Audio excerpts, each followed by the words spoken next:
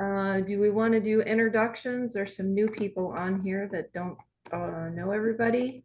And will that help you census to take roll call? Yeah, I'm gonna take a roll call. Okay. I will call the names of all those who are participants as part of the ESS committee, and then I will call the name of those who are joining to attend the meeting. Start off with, when I call your name, please state here. Lindsay Lofriswell. Here. Natalie Steffner. Here. Denise Baker. Here. Jolene Goodchild. Dylan Malone. Here. David Erickson. Here. Melissa Benson. Here. Julie Haggerty. Jamie Stargirl. Lisa Kent. Here. Eric Sloan. Here. All right, now to the next group. Ashton Whitrock. Sue Mayer. Caroline Seabrook. Renee Arnold. Renee is here. Okay. Here. Travis Case. Kathy Voigt. Linnea Baffington. Andrew Motes. Jan Gamer. Here. Stacy Harridge. Here. Erin Canfield. Erin. Kim Painter. Aaron says here on the chat, Thank and you. so did Travis. All right, thank you. Kim Painter. Selena Humphrey. Ann Ditzworth. Julie Phillips. Jordan Hill. Sherry Jones. Nancy Booten. I'm here. Okay. And then we have Sandy Smith. Here. And then I think from our office, we have Lisa. Yes. Phil Dunshee. Yeah. Kristen Delaney Cole. I'm here. And me. And I think that completes all the attendees in this meeting. Samantha McMahon. Sorry, Samantha is also here. Okay, we may continue. Thank you. Okay. Next on the agenda is approval of the February 15th Coordinating Committee meeting summary. Did everybody get a copy of that and have a chance to look it over? Are there any changes, additions, deletions? If none, I would entertain a motion for approval. This is Denise. I'll make that motion. This is Melissa Bonson. I can second that. I missed who hold made the on. motion. I had a note here that somebody's name was misspelled and I can't remember. I believe it was Renee's name is misspelled. We get to that section. Bill, can you scroll up to the attendees? Yeah, it's on page 2, line 1. Is it under NAE?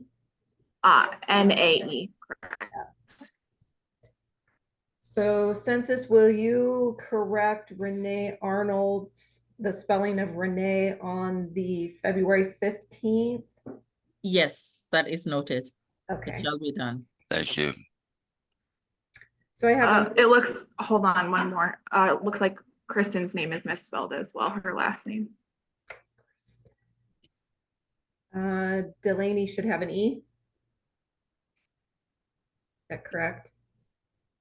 Yeah, that's right. Thank you. Yes, it should have an E.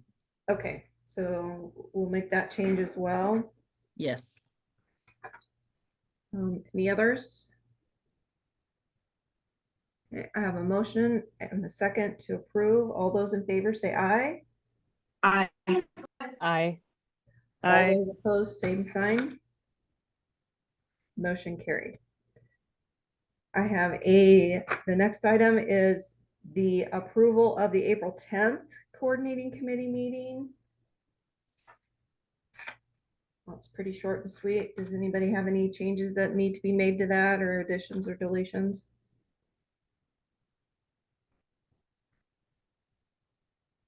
If not, Kristen's name is misspelled on that one. And Renee's is misspelled as well. is Renee on there? No, wait, sorry, I was looking at the wrong one. Renee. I was gonna say, Yeah. I don't see Renee on there.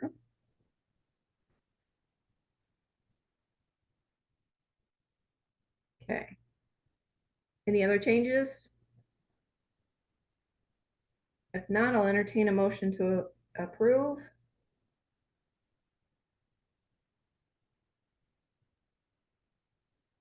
Anyone want to make a motion?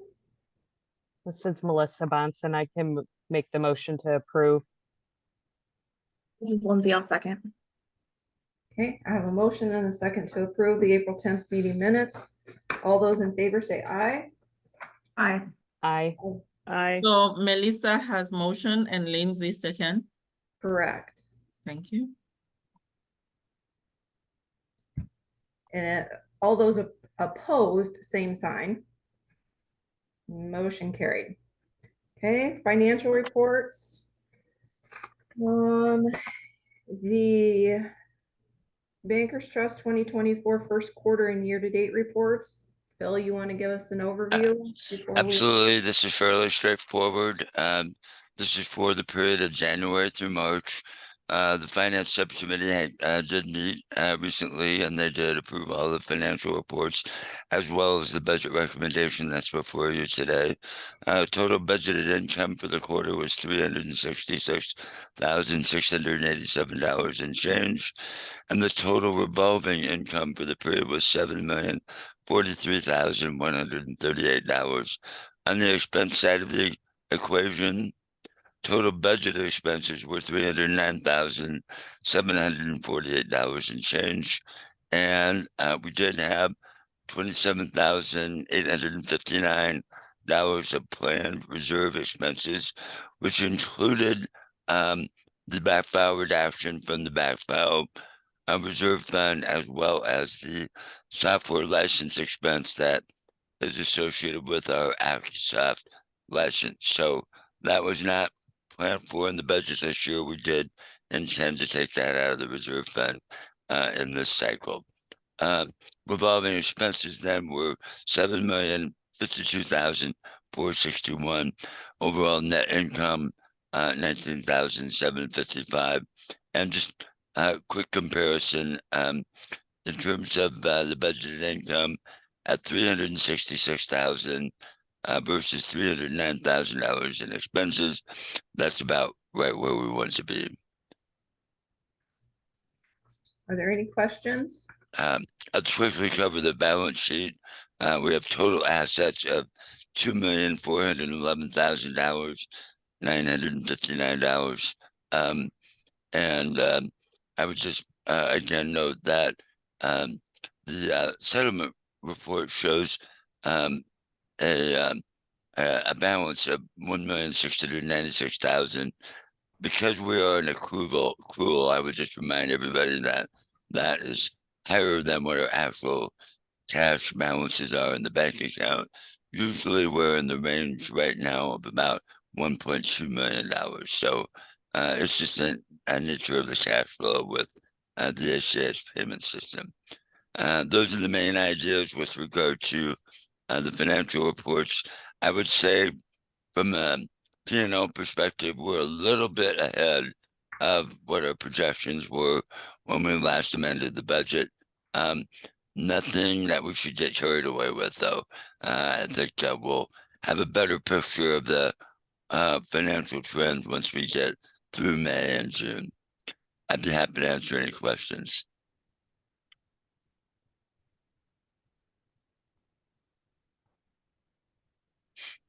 Anybody have any questions?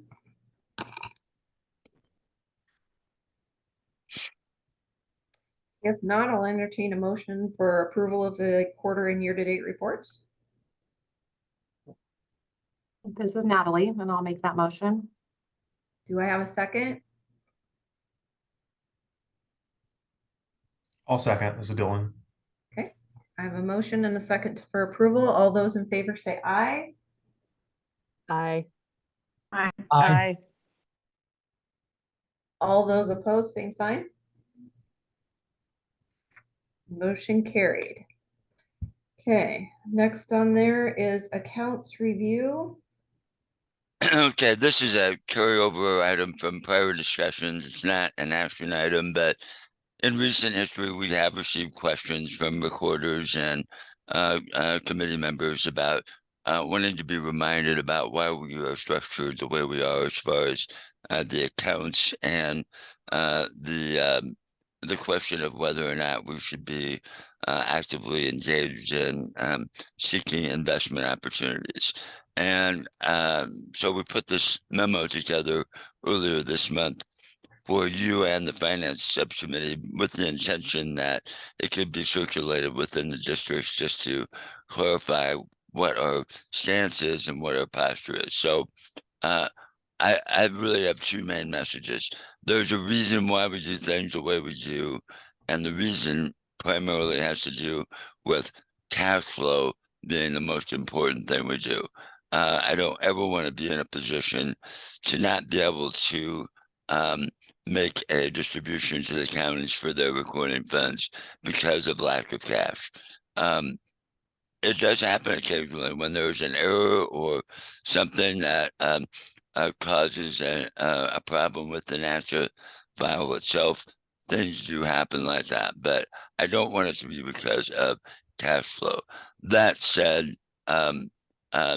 we did commit to review investment options, and we will do that. We just have not completed that process. That's something that I hope to complete later this year. I would just add an interesting side note to this, and that is that when we propose to make modifications to the funding stream for our land records and also consider fee policy changes for recorders, that is going to require us to consider some modifications to section 331.604 of the code. And 331.604 provides all of the details about how we charge recording fees, and also how the records management fee works, which should be changed. And it also provides for the funding stream explanation for the $1 e-commerce fee that flows to the state treasurer's office, which is an interest-bearing account. There could be some substantive changes. In fact, I almost guarantee that there will be several substantive changes to 331.604, and it could relate to this discussion. One potential is that even more money could be flowing to the state treasurer's account than what happens today. And I think all of that will become apparent when we talk further about what the recording fee options may be. So I'm not saying no, and I'm not saying we aren't going to look at it. We are going to look at it. We'll see what the options are. We've already started a conversation with the state treasurer's office, and we'll seek other advice as we go forward. But cash flow is still king from my perspective, and so I wanted to share this background with you. I'd be happy to answer any questions. Otherwise, this is just for your information.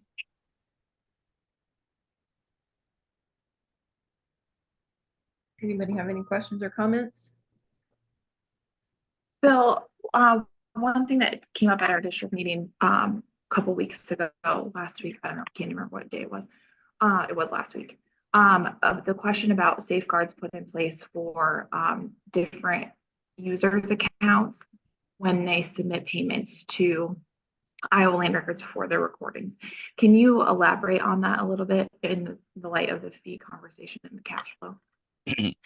Well, I may not be recalling the exact conversation you're referring to, but generally the safeguards that we have in place are that the ACH system itself does provide a means for people to challenge whether we charge them or not. And that's also true for credit card customers as well.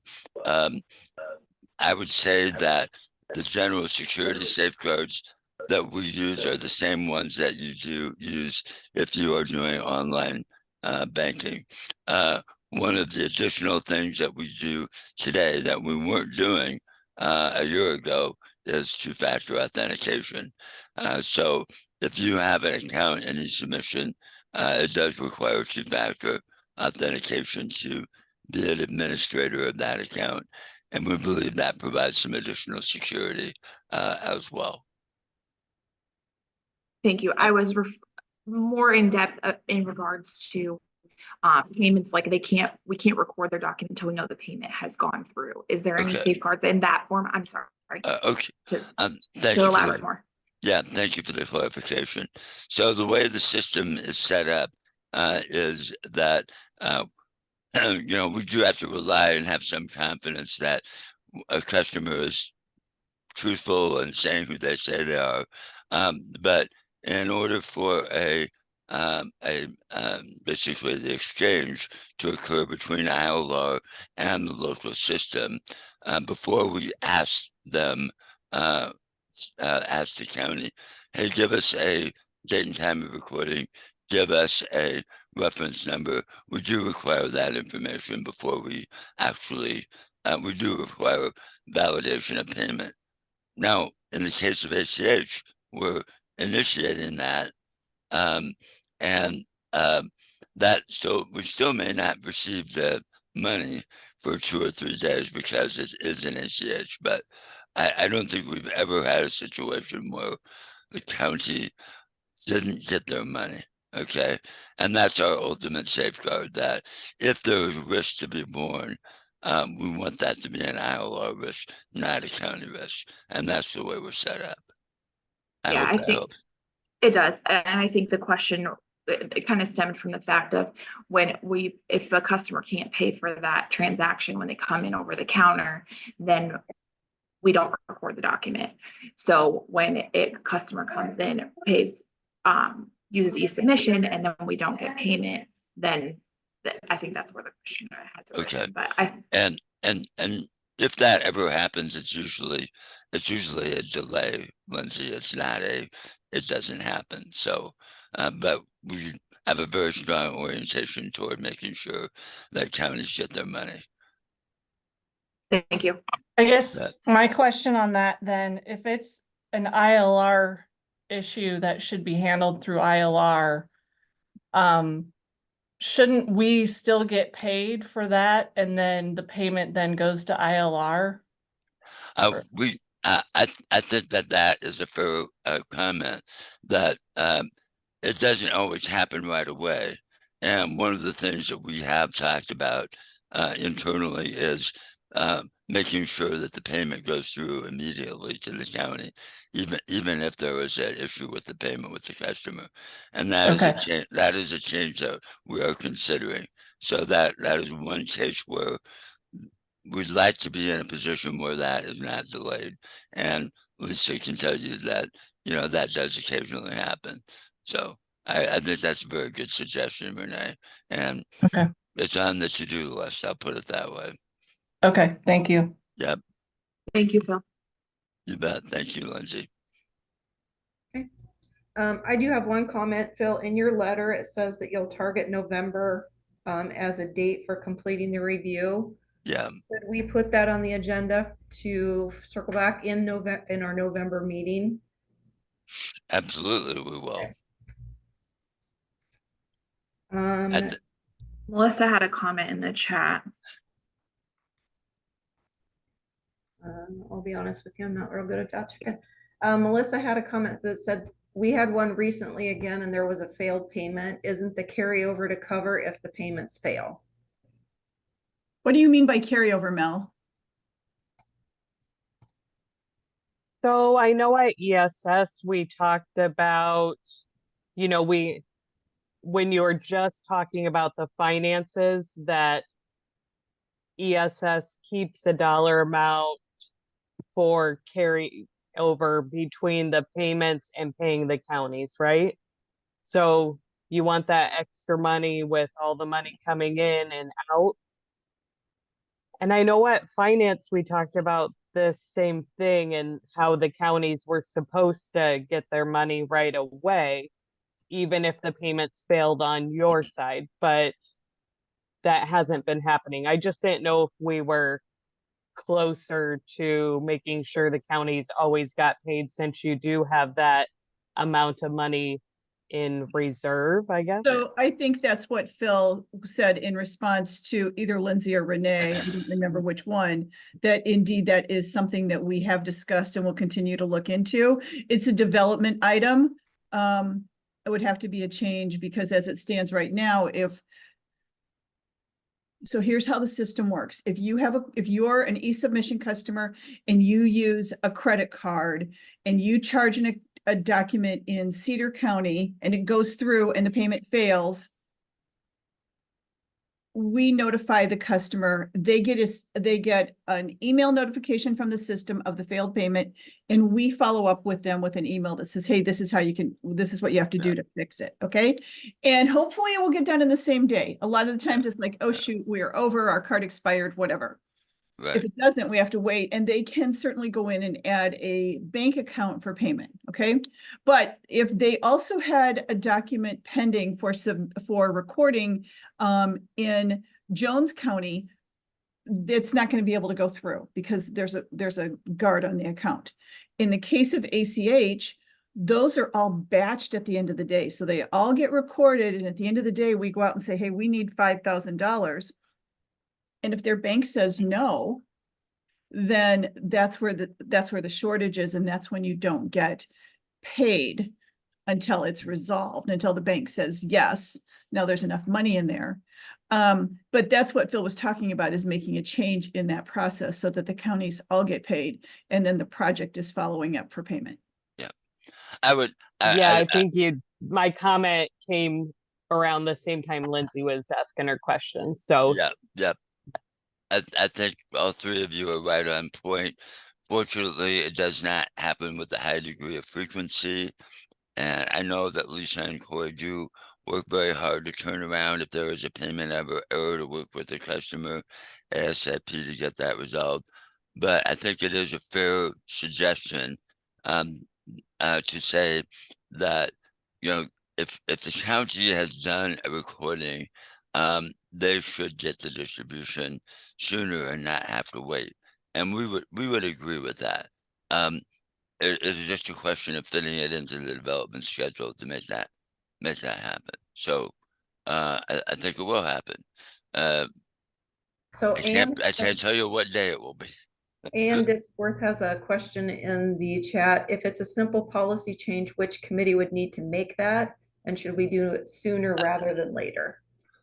I don't think we need a policy change to make that happen. That is just a technical issue that we deal with in operating our software. So I don't think you need to adopt a policy to make that happen. Okay. In my opinion. Is that something that we probably need to work on and then revisit in our next meeting, not the 30th, but the one following? What is it, August? Yeah, I think that would be very reasonable to give this committee an update in the August meeting on that. All right, we'll plan on doing that. Did anybody else have any other questions? Yeah, Lisa, and Yes. Ditzworth did have a question. If it's a simple policy change, which Since that was addressed. Oh, sorry. Yep, I already read that. So if we don't have anything else, we'll move on to the introduction of the accounting coordinator. And I would like to ask Samantha maybe to just temporarily at least make herself visible, if you could do that. Can you do that, Samantha? Where are you?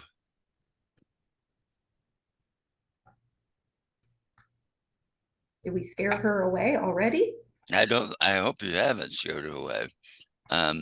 Well, maybe Kristen or somebody can wave at her. But I would like you to see her if you can. But Samantha joined us on April 22nd, which was the first day of our audit.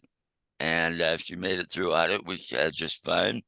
And I just have to say you know, from my impression that she's really jumped in with both feet.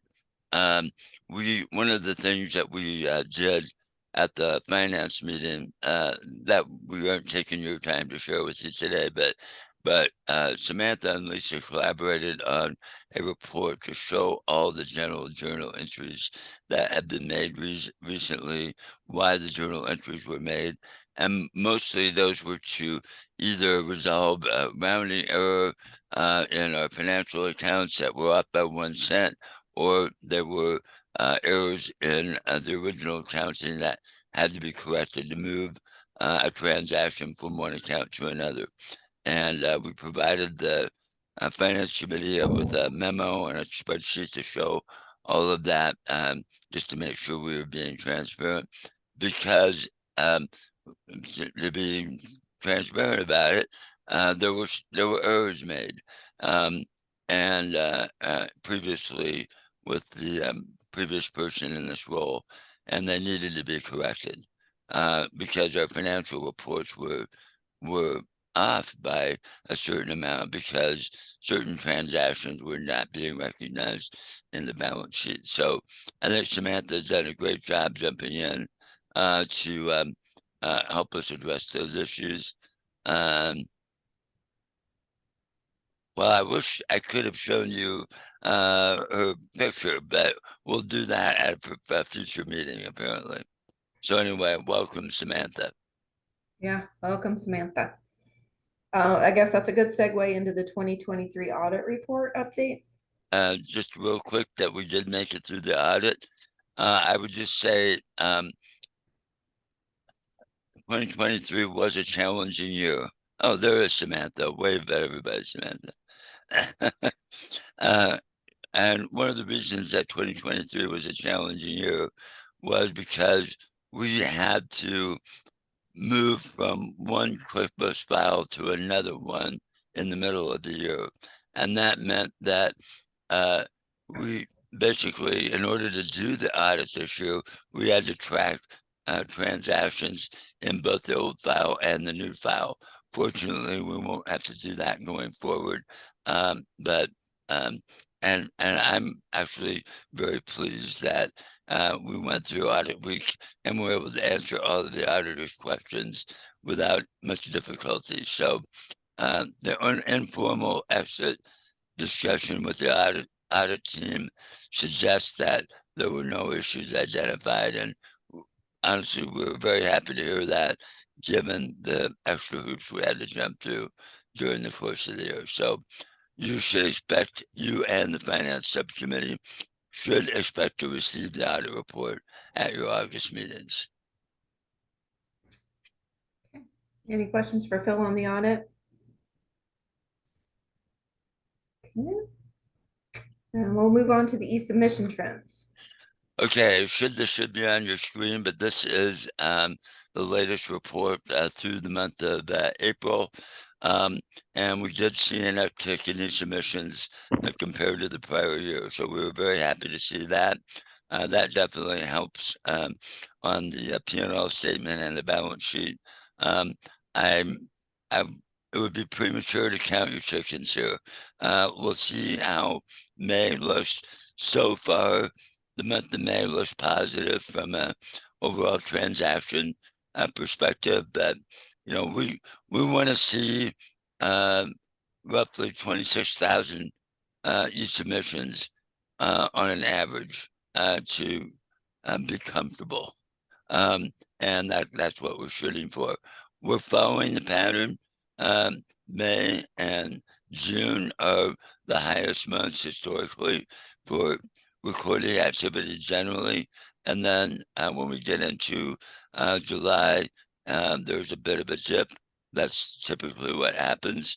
And you can see that trend line over time. So we are going to be monitoring the next couple of months closely because extra income there needs to balance out lower income at the end of the calendar year.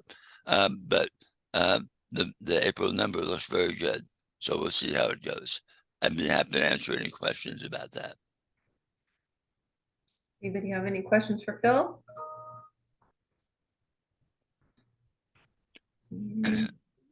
Okay.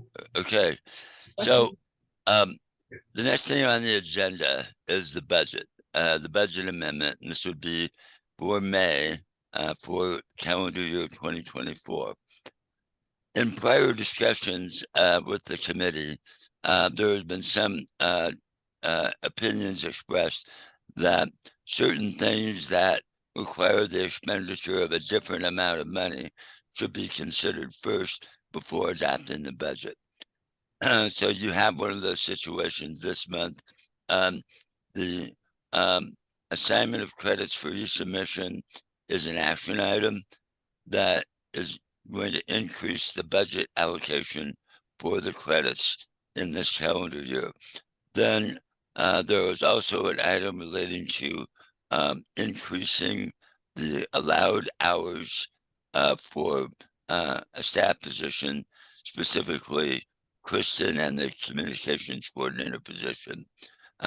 Basically what the policy change is to authorize her to work up to 29 hours a week, up from the 25 that was previously approved by the committee. So both the assignment of credits for e-submission and staff hours for Kristen are items that affect and relate to the budget amendment. So I just want to upfront, before we get too far in one thing or another, would you prefer to act on those two items and then address the budget, or would you prefer to do the budget first? And I'm okay either way you want to do it. Any thoughts?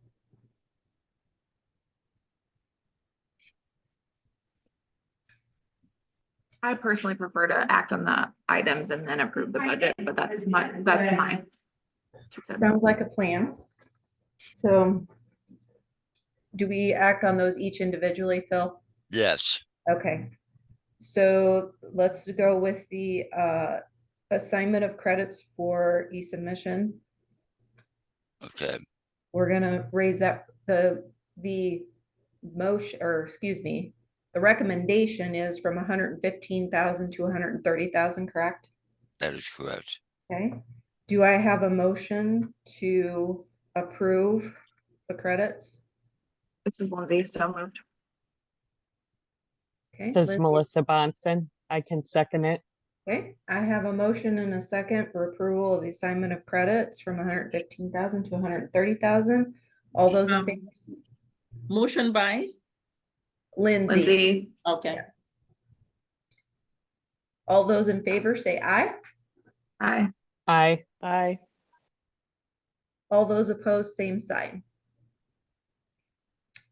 Next item up for consideration is the increase of hours for Kristen from 25 to up to 29 hours. Correct. Are there any questions, comments? I'll make a comment. I'm really excited to see this.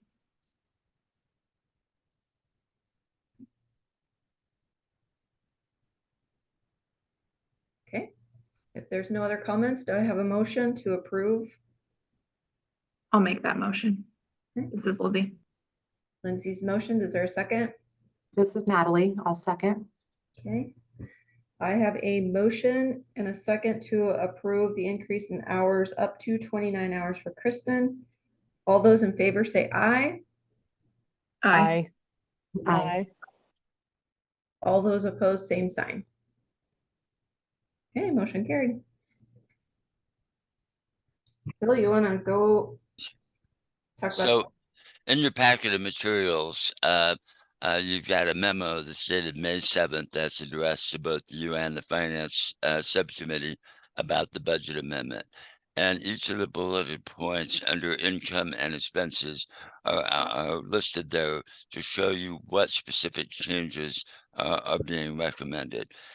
If you'll permit me, I'm going to change my view, and what you should see is my actual spreadsheet that shows you the things that are changing. So as per usual, when we get through the quarterly report and have this discussion at the May meeting, all of the expenditures and income for January through March are very much known. The accounts were reconciled. So we have a practice of converting budget to actual. There's really nothing that stands out there for me to highlight, but that is the main thing that is happening January through March. Then for the month of April, there are certain things that we do because we're in the month of May now, and we do accounting regularly, so we can look at some of the income figures and also the expenditure items. And so while the account has not been reconciled, anything that we know to be an actual amount is reflected as an item in pink. Okay, so that means that is a high confidence number that we're including in the budget amendment. In addition to that, there are items that are highlighted in blue, and anything you see in blue really represents no change from the previous budget that you acted upon. So the changes that you're looking at are really those items that are highlighted in gray. And so one of the changes that I'm just going to run through these. One of the changes in the budget itself is that we originally budgeted $2,500 in May because we incorrectly anticipated that the January lobbying expenses would be reflected in January, but because we bill in arrears, that needed to be moved over to the May category. All right. Then the cost sharing credit change that you just approved and the allocations that you just approved are reflected here, where we changed this from 115, I should say, minus 115,000 to minus $130,000. That is reflected here as well. All right. No other changes in revenue were anticipated. I would just say, as I indicated before, revenue from each submission is actually above what we originally budgeted, but I'm not making any changes in the estimated income for each submission for subsequent months. You can see that we budgeted per pattern that our numbers would be higher in May and June. I expect that to still be true. But I'm not recommending any changes, any other changes on the revenue side. Then with regard to the expense side, our cost for the operation of our cloud-based accounting system increased slightly from 160 to 172 per month, and I've made that change to reflect the full year. The bookkeeping, this is Samantha's position, and I am suggesting an increase in the budgeted amount for that because there's a family involved and there's a likelihood that certain benefit expenses will be higher just because of the nature of a different person in different circumstances coming into the position. So I needed to reflect that likely occurrence. The legal fees actually is lower because we originally budgeted $2,500 a month, and the actual amount that we agreed to and that we're being billed by Brick Country is actually $2,250 a month. So we're capturing that savings here. Anything that you see in this gold color is there just to reflect the fact that in those months we have 3 payrolls. So that is all that is about. It doesn't reflect any change really in the budget. Teleconference expenses, we estimated a certain amount for that.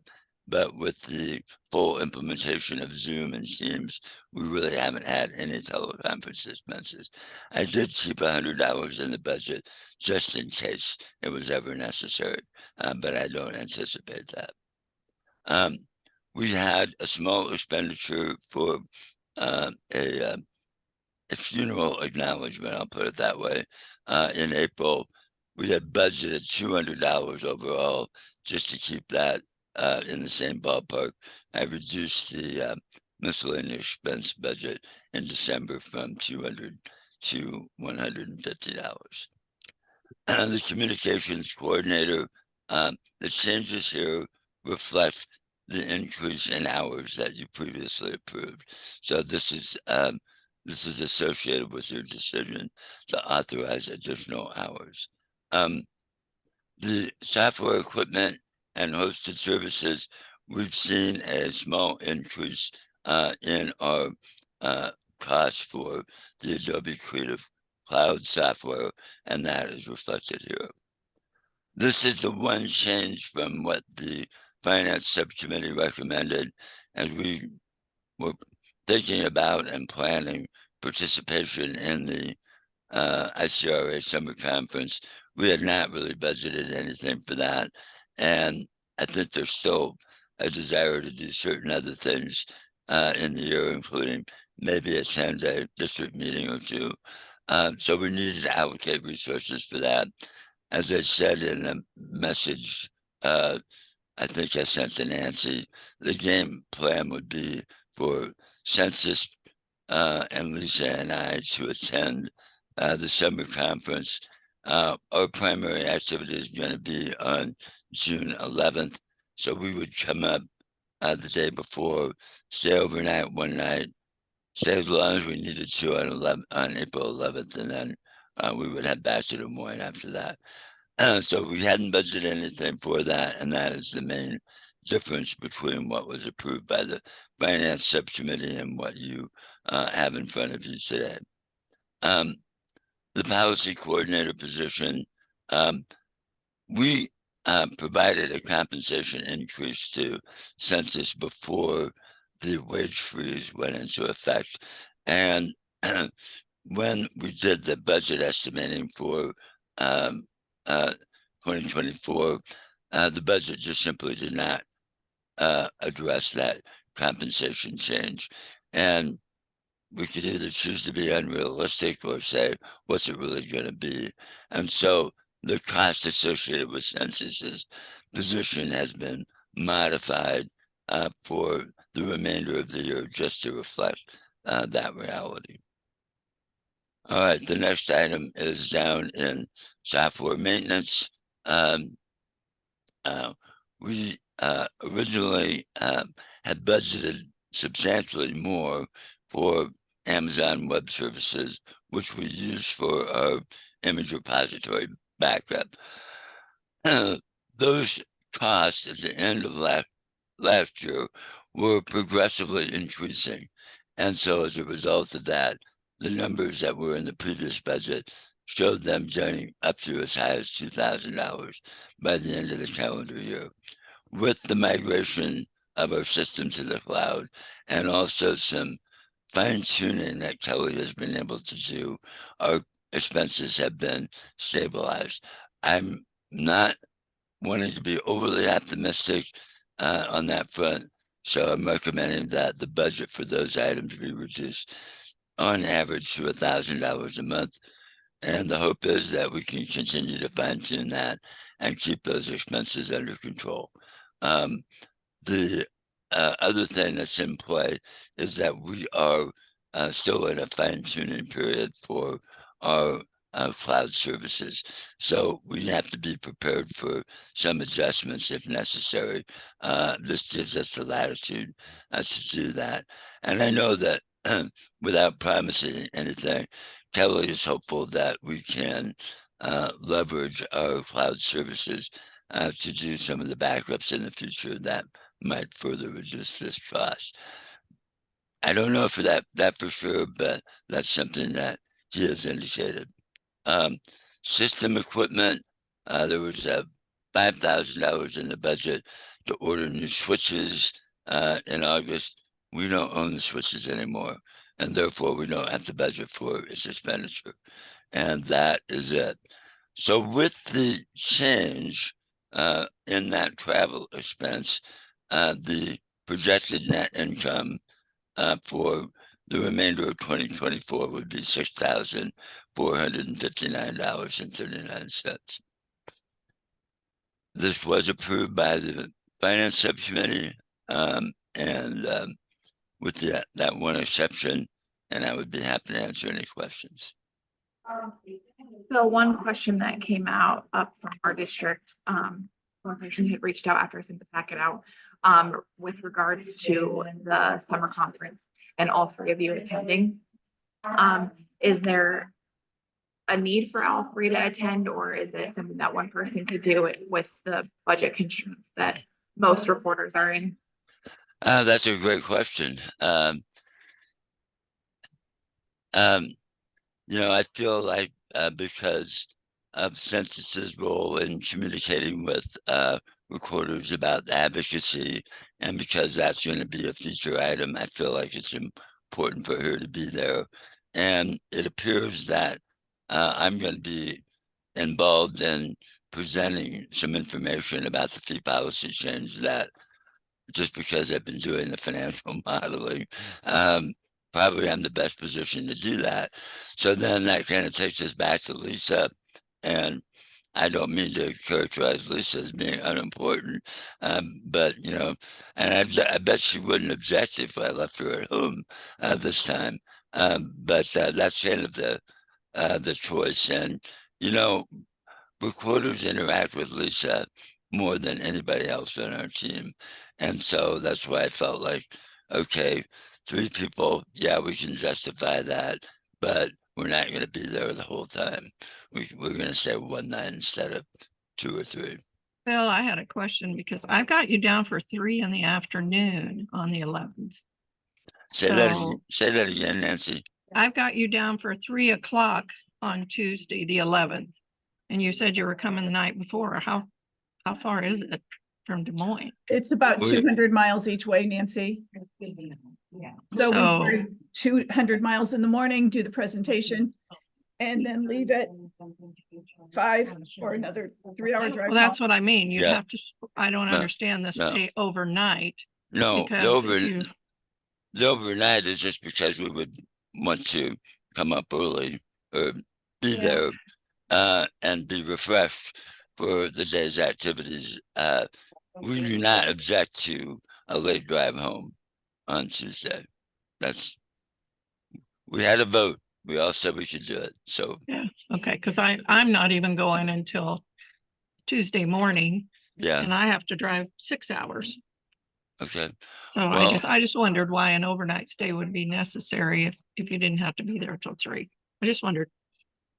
And Nancy, when we talked about it, we agreed the other day when we were discussing what costs would be, that we would probably stay in Spencer because it's about $50 cheaper a night than staying in Okoboji. But certainly we can review that. yeah, No, we can review that. I was just asking because I thought, I didn't know if you realized that you're not on till 3. So, okay. Yeah, I can share the drive too. Yeah. So your suggestion would be to drive up on Tuesday morning. Well, Yeah. I'm just saying, that's kind of why I went ahead and put it later in the day. Yeah. Because we don't even start till 2:30. I was just wondering if the committee okays it, it's, up to them. I just wondered. I guess what I would suggest is, can we get the budget amendment approved, and then if we can fine tune this, we will with you. We'll talk to you more about this after the meeting. Is the suggestion then to approve the budget amendment without that in it? I would like you to approve it with it in it, and if we end up spending less than that, that's a bonus. Are there any other thoughts or comments? Do I have a motion to approve the budget amendment as presented? This is Dylan. I'll make that motion. This is Lindsay. I'll second. Okay, we have a motion for approval. All those in favor say aye. Aye. Aye. Aye. Those opposed, same sign. Motion carried. We've covered the assignment. Okay, contracts and agreements. Phil, you want us to give us details Yes. on the local service provider maintenance template? You bet. So we don't do this every year, but if it's appropriate, we will bring an amendment to the local service provider maintenance agreements. And I want to get to the right page here. So last year, you may recall that we completely redid the agreements with each local service provider. It was time for an update, and it was a major set of changes. This year, we are not looking at making any major updates, but we are wanting to fine-tune the deadlines associated with implementing the new APIs. So under the current agreement, the deadline for implementing the new e-submission API is June 30th. And based on our observation of testing and development activity, we don't have any reason to change that. There's a possibility that a service provider or two will slip beyond June 30th. We'll work with them. But I don't have any reason to push the deadline or push the requirements back. I do want them to take it seriously. And so we're recommending keeping June 30th for that. However, because of our knowledge about where most of the service providers are with development on e-submission, we feel like we need to be reasonable and push the deadline back for implementing the new county upload API back. And we're proposing to change that to March 31st, 2025, which is basically 6 months later than the previous deadline. We think that is reasonable, and we appreciate the work that the service providers have done on this first API. And most of the service providers, anyway, I should say, all that I've heard from are agreeable to pushing that deadline back. So that's the basic change, pushing the deadline back for the county upload API from September 30, 2024 to March 31st, 2025.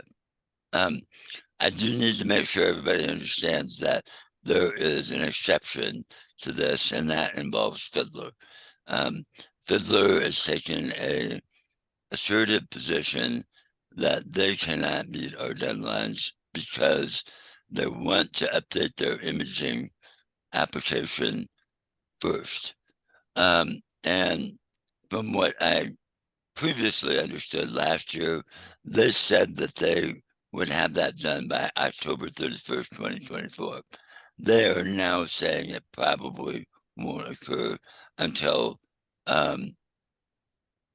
December 31st, 2024. So the modification that we're going to be making for them is to extend the deadline for both the e-submission API and the county upload API to June 30, 2025. We would hope that they would be organized to do this sooner, but they're very strong in saying they won't be able to do that. And I can't force a square peg into a round hole. So there are actually two different versions of this. One for everybody else that pushes the deadline to March 31st, 2025, and one for Fiddler that pushes it to June 30, 2025. So I'm not being critical and I'm not complaining. That's just a fact. So because this is a contract amendment, and the way we have done this in prior years, I bring a amendment template to you for approval, and then we work out the details with each individual service provider. And so this is the template I'm presenting to you today as an amendment to the master agreements with your local service providers. And I'd be happy to answer any questions. Any questions on the amendment? Okay. Do I have a motion to approve the template?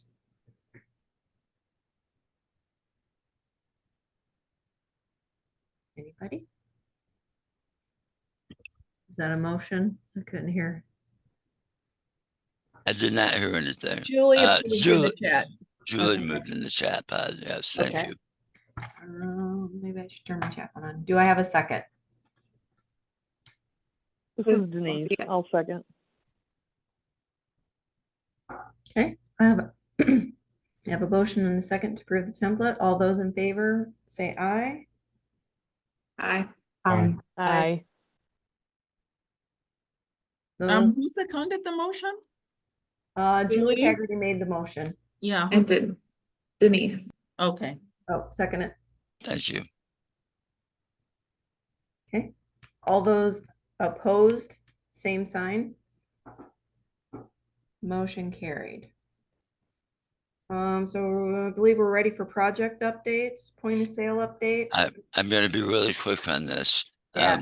The point Short of sale and sweet. point of sale update is that we are close to being ready to move towards implementation with the new point of sale provider.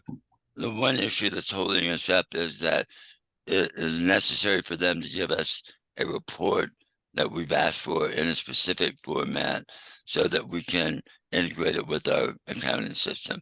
And that is not complete yet.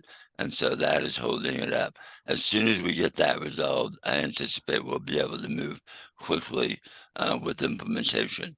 That's the update on point of sale. ILO cloud migration, I've already talked about that a little bit, but we're fully in the cloud, and the Kelly and the technical team at Light Edge are just working on fine tuning. The main issue I'm dealing with Light Edge is that their billing system is messed up, and they've sent us a bill that's more than what we agreed to pay in the service agreement. So they've been very nice. We've been in communication with them. They say they're going to make a credit memo to make it where it should be.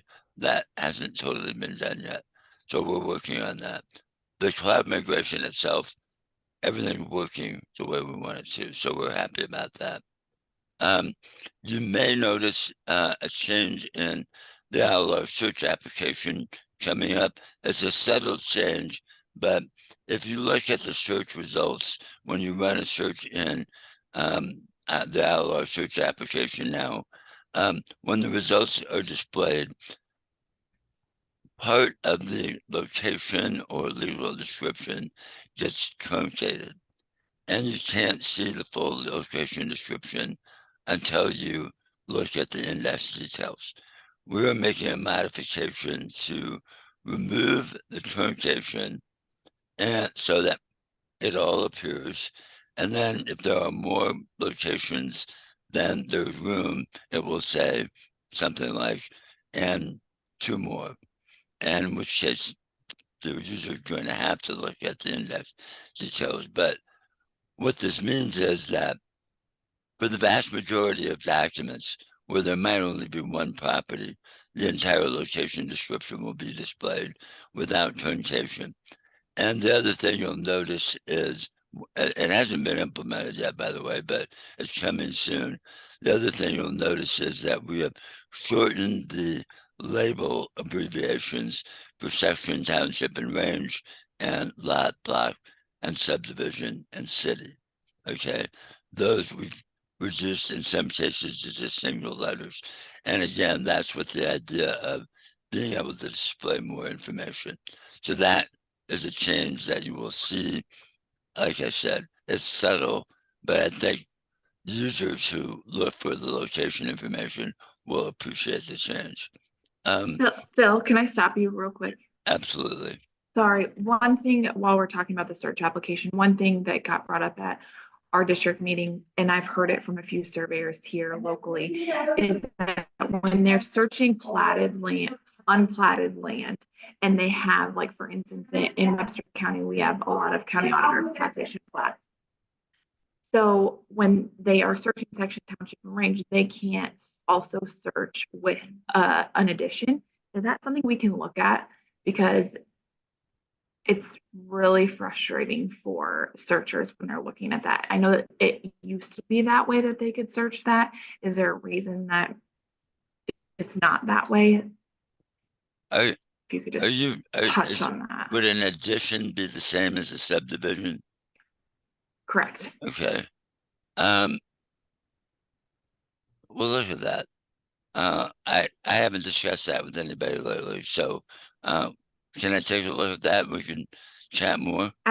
Absolutely. And Yeah. the thing is it just breaks that search down one step further Right. rather than them having to go through every single. I mean, it's nearly impossible sometimes to find Yeah. that way. And Yeah. so I'll have ones that will go back and be like, this is the one and only time I'm going to say that I Yeah. like the previous search application better. So just wanted to give that feedback. Okay, thank you very much for that. I appreciate that. One thing I would share with you that is somewhat related to this is in our working group discussions with the surveyors group, we are talking about changes that would allow a searcher to use a combination of platted and unplatted data elements to do a search. And so we had been reluctant to do that because the data quality out there is not all that great or complete. But if we say going forward that we would allow them to do that, one of the changes that is on the table with the surveyors group is that particularly for those document types, that even though land may be platted, like lot, block, subdivision name, that they also provide the section, township, and range so that that can be indexed at the same time. That seems to have gained a lot of favor with them, and so we're actively exploring that change. So it's kind of the same variation on what you're bringing up. And we definitely know there are improvements to be made in that area. That also is kind of why we've been talking about data normalization as well, to see if we can improve that. So good. Thank you. I'm gonna skip the admin 2 application because that only affects us, but there is a change pending in the recorder e-submission interface to implement a search where you can just choose a date range. So it's an addition to the e-submission search. And what you could do is you could choose that search option and then just specify a date range and then see all the activity that you have had, including documents that are not recorded or documents that have been declined. So you can look that up. So we've heard that from a lot of recorders that they'd like to be able to do that. We're very close to moving that to production. So I wanted to report on that. I've already given you updates on the e-submission and county upload API. I don't have anything to add to that. As always, I'd be happy to answer any question from any participant on any subject.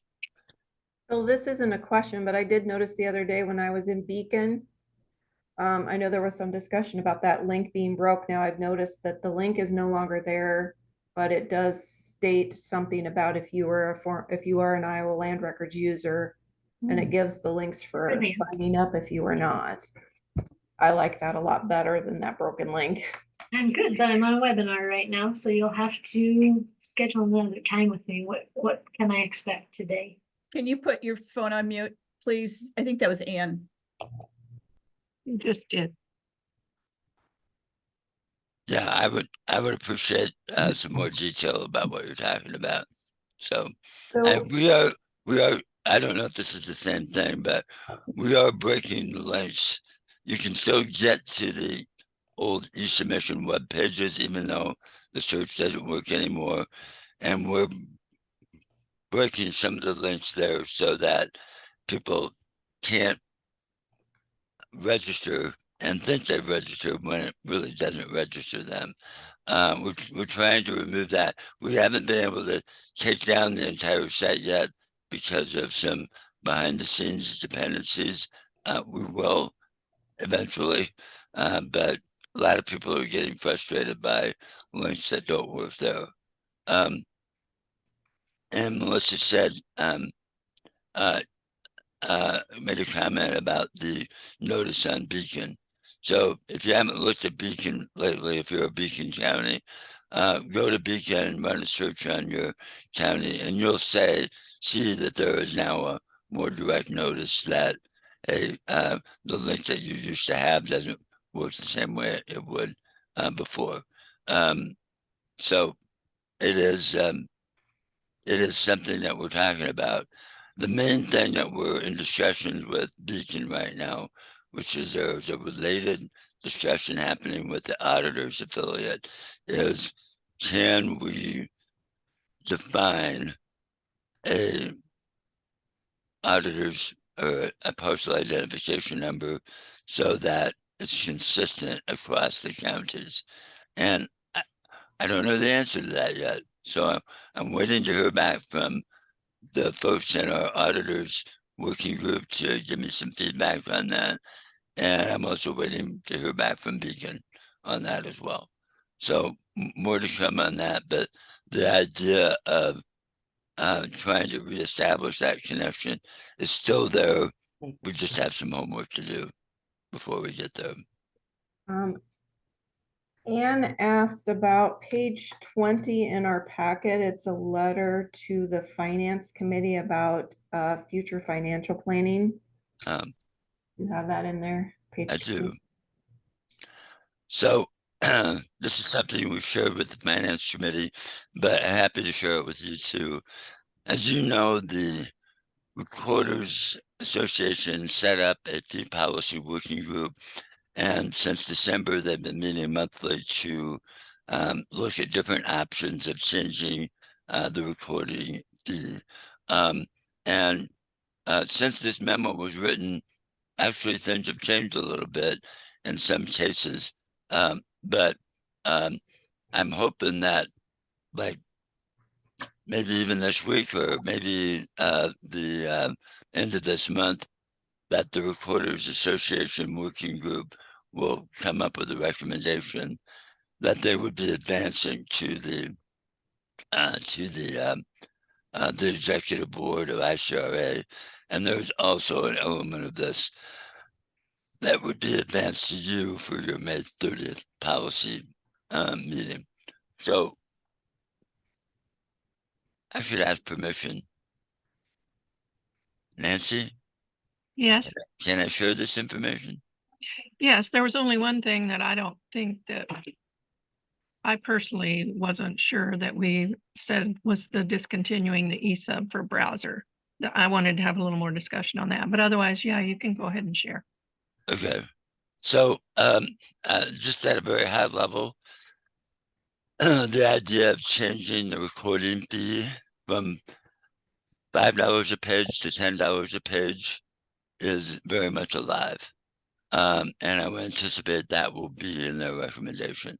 They haven't made a decision yet, so I can't speak for them, but that's sort of where things stand now. Then they have been leaning toward for lack of a better word, an allocation from the income that would go to support an increased records management fee, and then also a fee that's associated with funding our land records. And then there are corresponding changes that would affect the statutory e-recording fee. It would affect the $1 e-commerce fee, and might also affect the application of other additional fees, such as for additional transactions. But the main idea would be to simplify the recording fee to be $5, from $5 a page to $10 a page. And as far as recorders are concerned, that might be it. Anyway, we did another round of financial modeling on that earlier this week, yesterday, in fact. And it is, the updated version is now before the working group to see what they think. And I would anticipate that there will be a recommendation coming out of that group very soon. I hope I didn't get into too many details that are unknown at this point, but that's basically where they appear to be at right now. I'm fine with what you said. I mean, we're transparent.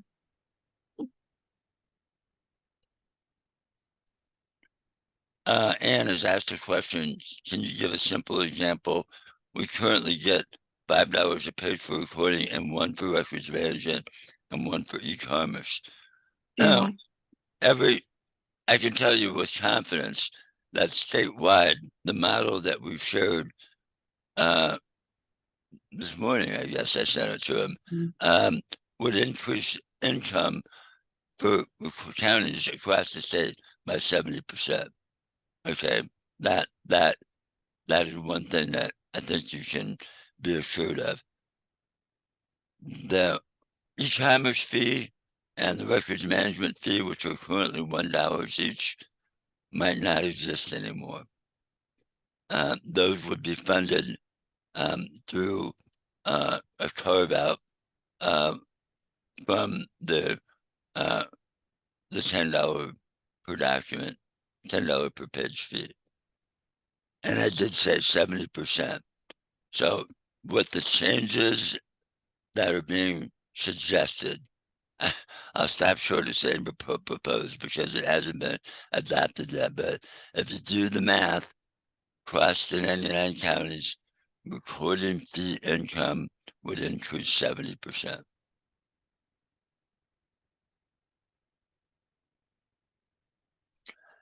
No, the allocation would be from the total amount. So, I mean, the recording fee is doubling, right? From 5 to 10. So overall, it's doubling the recording fee income. But after you take out those allocations, it would still be a 70% increase. And you'll see that when a decision gets made and the numbers are there, you'll all be able to see what the impact is, not only statewide, but also in your individual counties. I don't know when the next fee policy meeting will be. I would say your next opportunity to get detail about all this is likely going to be in the form of an email message. Certainly at your May 30 meeting, you'll get a lot more detailed information, I believe. And then at some point prior to the summer commerce, I'm sure the executive board will have a conversation, and then all of this is in its detail, as I understand it, would be laid out at the summer conference, probably on that Tuesday when we're there. And I'll just say specifically that the fee policy working group does not currently have a meeting scheduled. At this time, they may have one or they may not. I don't know the answer to that. They're reviewing the model that was distributed to them this morning, and I guess we'll find out how they feel and then decide whether another meeting is necessary. And Stacy is in that group. Travis is in that group. Feel free to chime in. No, Phil provided us with a good model, revised model, and Nancy's in the group too. Right. As far as, and these are based off of 2023 figures. So, Right. So that's what you have to remember as well. But we had a really good meeting yesterday, really, really good meeting, I thought. So I don't know if Travis and Nancy want to chime in as well.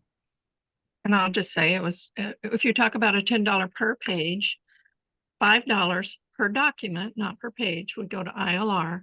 $2 per document would go into our, what we would call records management or tech fee, whichever one. And then $5 for ILR per document. It's not per page. The only per page thing is the $10. So it basically double our records management. Mhm. And all of this will be discussed at summer school and so as an association, we'll have an opportunity to chime in on at that time. The intent is to have a proposal ready to vote on at summer school because we need to get the legislative proposal prepared. Stacy and whoever's going to help on that will get that prepared. And two, ISAC for their legislative proposals, they've moved their deadline now to July 26. So they've pushed that up some. So the goal is to get this all voted on by the association on, just like we do any legislative proposal. We have to vote on it as an association on what we want to pursue. So Okay. you'll get this package ahead of summer school. Hopefully after that meeting, our meeting, next meeting, which we will have to have one more. And then we'll vote on it. And Anne, you provide me with the opportunity to say, stop calling me Shirley, but that's an old airplane joke. But I think the intention of the working group is to disseminate information as Mhm. soon as they can. I don't think they're gonna just lay something cold on everybody. But how and when of the communication just hasn't been figured out yet, but soon. My goal is to get it out the first week in June. That gives everybody a couple, almost, well, hopefully by the 1st of June. Gives everybody a week and a half or so to go over it. And you can always reach out to your legislative reps of your Yes. district too, so. Lisa, those are my updates. Any other questions? I have a quick question. Last Monday, I was fortunate enough to speak at the Iowa Land Title Association convention. And there was a question that got brought up to me regarding some survey that was sent out by Iowa Land Records in Iowa, with the possibility of being the first in the country with a blockchain. And I was like, I sit on ESS. I'm not aware of that. And I shared my insight with blockchain and PRIA and my involvement with PRIA to be in the blockchain basics work group, because blockchain is something we hear about routinely. And I just needed to educate myself so that I could have an educated conversation about it. And so can you enlighten us about anything that's maybe being discussed with them? Because I felt kind of in the dark. No worries. That's a fair question. I'm glad you had an opportunity to speak to them. And as you may know, I hopefully have reported on this previously, that we did have a meeting this earlier this spring with the leadership of ILTA. And in fact, we had a pretty extensive discussion with them. In that time, I don't really recall much dialogue that they brought up about blockchain. And if I could just ease everybody's concerns, I don't think that the blockchain idea is going to get legs and probably won't be a priority item in the modernization initiative. But as you know, Lindsay, I've been very involved with also with the PRIA blockchain working group. And this is just something that we consider, but we have, like it or not, we have the private sector blockchains being developed around the country, more than one. And their stated mission, and they make no bones about it, is to replace the public land registry. They think they can do it more efficiently. They think that tokens are a great thing to use to exchange property. And frankly, we're skeptical about that because we believe in the public land registry. So kind of my MO, you know this after a number of years, is if you have a concern about something, take control of it. You know, I'd rather have Iowa Land Records, somebody that is a public entity. If you're going to have a blockchain, Iowa Land Records should be the one doing it. And it's doable. I'm not saying it's a top priority or anything, but it's a doable thing. And if you do that, then you've got it in this public sphere where it's transparent, everybody knows how it's being organized. And then private groups, including ILTA and abstractors in Iowa, would be able to have access to it if such a thing were created. So I'm a believer in, you know, if you're going to do it right, you do it yourself. You don't let these private sector groups do it. If there are advantages to it, take advantage of it yourself. Don't wait for somebody else to do it to you. That's just the way I think. I don't think that there has been enough interest expressed from the stakeholders in Iowa to say, hey, we should be doing that. I think they should be thinking about it if they're forward thinking, but you know, in this round, I just don't see it having enough legs to get any traction. So that's my answer. No, thank you. And I did allude to the breakdown of the pre-working group with the private sector, the public sector, and the legislative, which census is on, and then the blockchain basics. Yep. So, and I did reiterate the fact that it's currently being used, and not correct me if I'm wrong, but it's currently being used in certain states for certified copies. Correct? Except primarily Florida, California. For vital records. And in Florida, there's actually a property records project going on that's being run by a private company called Proppy. So blockchain is a real thing, should be paid attention to.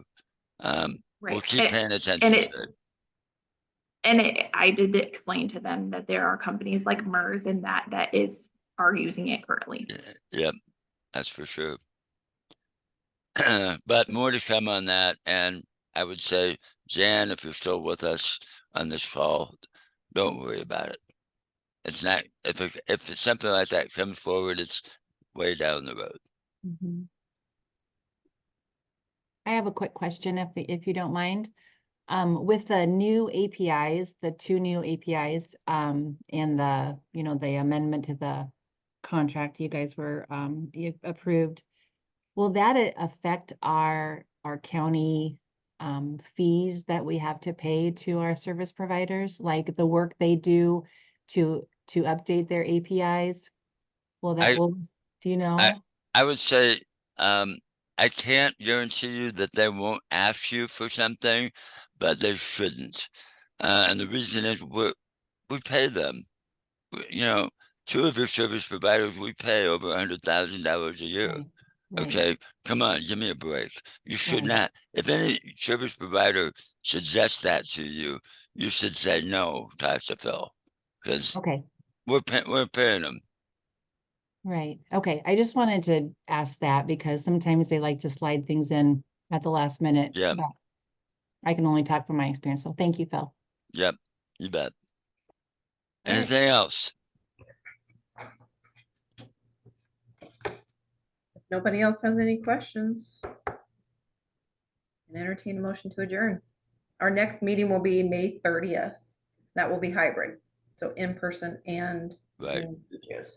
We did this way so we could take care of all the business items, and the committee can spend most of your time just talking about the policy issues that are in front of us. So that's the idea. So that one is intended to be a face-to-face meeting.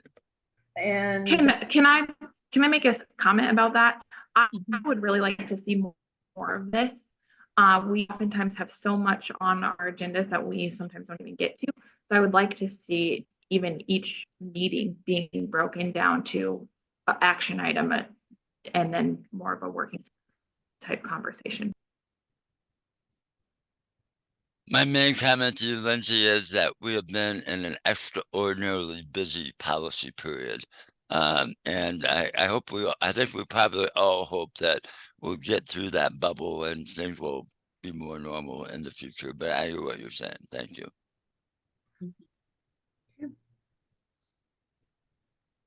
All right, do I have a motion to adjourn? So moved.